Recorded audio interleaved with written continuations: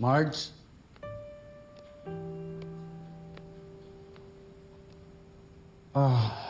I'm sorry about what happened.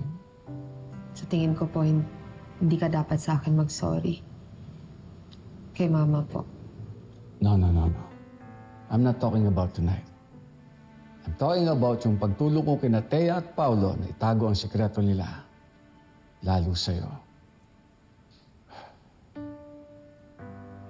Pareho lang tayo naging victim ng mga asawa natin.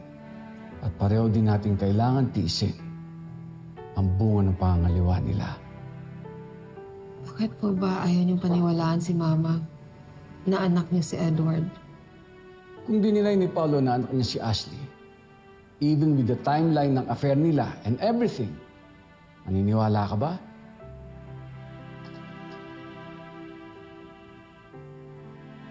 Alam na alam ko ang pakiramdam ng naiputan sa ulo.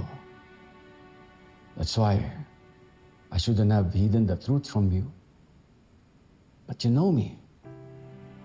Kailangan kong panatilihin malinis ang pangalan ko, alang-alang sa kabuhayan ng pamilya.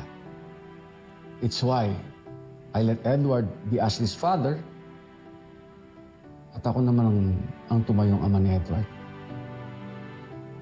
Naiintindihan ko po yun.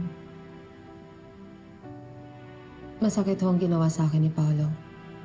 Kaya alam kong masakit din ang ginawa ng asawa niya sa'yo. Pero sina Edward at Ashley, inosente lang ho sila. Tanggap ko si Ashley dahil alam kong wala siyang kinalaman sa kasalanan ng mga magulang niya. Gaya din si Edward. Si Ashley at si Edward, wala silang ginawang kasalanan. Naging anak lang sila.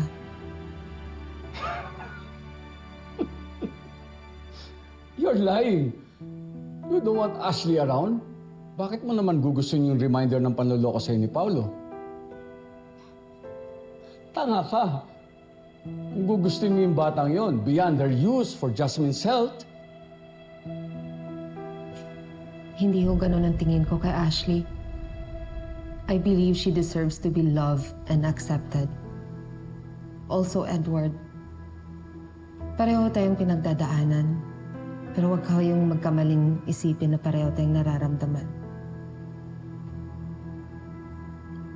Excuse me.